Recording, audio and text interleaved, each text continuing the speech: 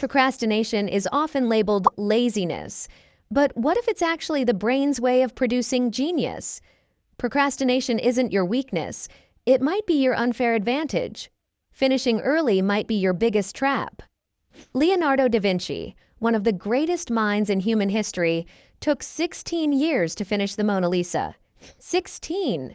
Not because he was distracted, not because he lacked discipline, but because he understood something we've forgotten. Great ideas need time to mature. His patrons complained that he spent more time daydreaming and sketching than delivering results.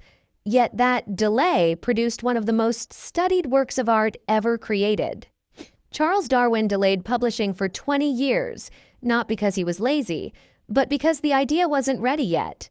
So the question isn't whether procrastination is bad. The real question is, which kind of procrastination are we talking about? For decades, we've been taught a simple rule: start early, finish fast, move on. Procrastination, we're told, is laziness, a lack of self-control, a flaw to eliminate. But when psychologists started studying creativity instead of productivity, they found something uncomfortable. Some of the most original thinkers didn't rush. They delayed, deliberately. And this is where science enters the picture.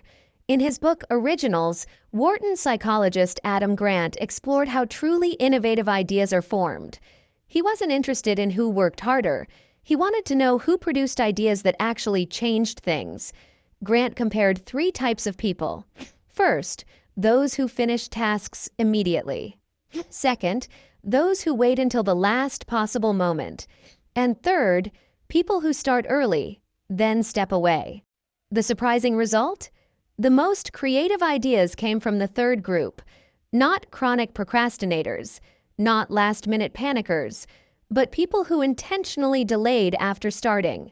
Grant found that moderate procrastination consistently led to more original and creative solutions. Why?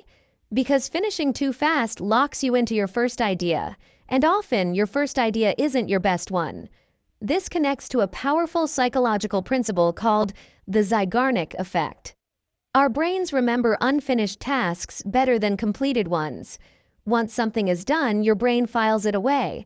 But when a task is incomplete, it stays active, quietly running in the background, even when you're not consciously working on it.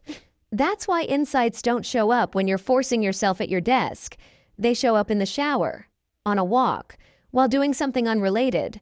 Not because you stopped thinking, but because you finally gave your subconscious room to work. This is called incubation, and history is full of it. Martin Luther King Jr.'s iconic "I Have a Dream" wasn't fully finalized beforehand. He left space for the moment, and genius happened live. But here's the critical part most people miss. Adam Grant also discovered a U-shaped curve. On one end, you have chronic procrastinators, people who avoid starting until panic forces action. That doesn't create brilliance, it creates stress. On the other end, you have what Grant calls precrastinators, people who rush to finish immediately just to clear the task.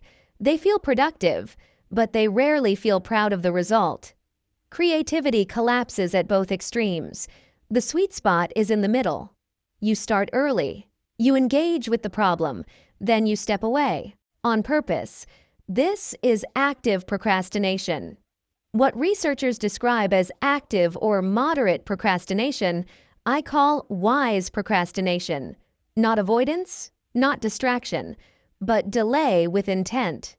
This also explains why hustle culture gets creativity so wrong. We reward visible effort, constant motion, busy calendars. But being busy is often a way to avoid the harder work, thinking. Anyone can check off tasks. Few people can sit with the discomfort of an unfinished idea. Great thinkers didn't fill every minute. They walked, they stared, they allowed mental space. So if you're feeling guilty because you're not doing enough, ask a better question. Have you started the thinking process? If the answer is yes, you're not behind. You're incubating. Here's how to use this intelligently and scientifically. First, start early, finish late. Get the problem into your mind as soon as possible. Trigger the Zeigarnik effect. Second, Interrupt intentionally.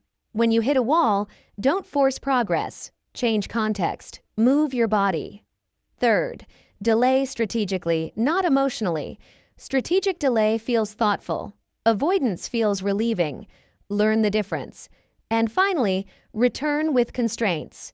Creativity needs freedom and a deadline. The goal isn't to procrastinate forever.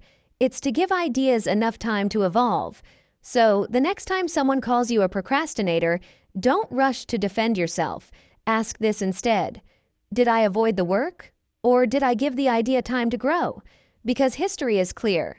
The most creative minds didn't rush brilliance. They delayed it intelligently. Are you a rusher or a strategic delayer?